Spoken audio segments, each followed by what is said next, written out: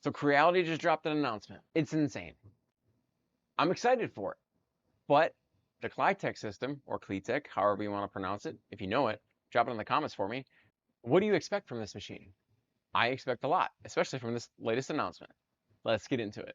So before we go too far, I want to say this video is not sponsored by Creality or any other company. I'm definitely interested in this machine because it's got a lot of promises. First, I want to talk about the multi-material and / multicolor aspect of this machine. It looks pretty promising, especially with that Bondtech type system where it's only going to swap out the feed path, and they're advertising pretty fast swaps. This can be 5 seconds or less, or 15 seconds or less if you need to change the material out, whether you need that 5th color, the 12th color, or the different material. 15 seconds or less. That's pretty innovative. That's as fast as the U1 is. And how does that work? I'm super excited for this technology and to see where that's going. Now, part B of that is going to be, well, we need to get additional multi-material units with this machine, or will their current multi-material units be backwards compatible with this machine? That's an important question to ask.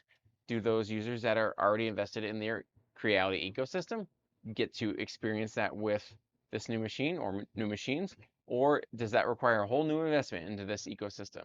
That's an important question to ask. The next thing I want to talk about is the nozzles themselves. It's looking like it's going to be able to be swapped out pretty easily.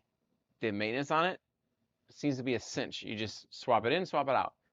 And they're advertising that the maintenance cost is going to be way lower. $15, I think, is what it is, or right around there, versus $67 for a tool head is what they're advertising for other machines. It is $67 or somewhere around there for a tool head if you need to swap out one on the U1. But usually, if I want to swap out a nozzle, I just do the nozzle itself, which is also cheaper. So that's kind of a, neither here nor there.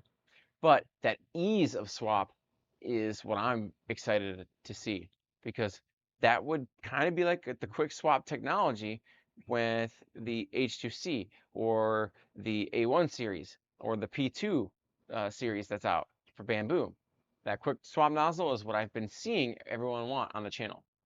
Now they're also dropping that you can use multiple nozzle sizes within the same print on this machine. They're advertising specifically 0.4 nozzles and 0.8 nozzles can be used in the same print. 0.4 for the outside for detail, and then 0.8 on the inside for infill. That's going to make printing so much faster. Now let's talk about what I think is going to be really innovative with this machine, because I don't see any other machine talking about this material the same way, and that's TPU. They're specifically targeting this material with this machine to make it to print as easy as PLA. That's a tall task because PLA is pretty easy to print with. However, TPU is very difficult sometimes to print with, and it prints slow. So they're trying to tackle both of those items in this same machine or machines, the technology, Klitek, when it comes out. I'm super excited for it. However, take it with a grain of salt because TPU is kind of notorious to print with. I've had several fails here on the channel just because TPU is TPU. How they're tackling TPU with this machine is the advertising 2 extruder units are going to be part of the feed path. That's something I haven't seen, and that's pretty innovative, in my opinion. And I'm excited to see it. Let's see what Q3 holds for this machine. Now, I do have a few questions that aren't answered with this announcement. What is that material system going to be with this machine? Is it going to be a new one, or is it going to be backwards compatible with their previous multi-material units? That's important to ask because it is advertised that materials can be swapped out in 15 seconds or less. That's pretty fast. How do they achieve that? Second, how reliably can this print TPU? I mean, they're advertising that it's printing as easy as PLA. That's not easy to achieve. So how does this machine handle that? I'm excited to see it.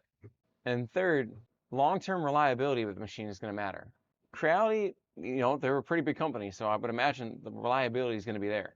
We've had the U1s, these two, for a while now. The first one I've had since January, and it's still working no problem.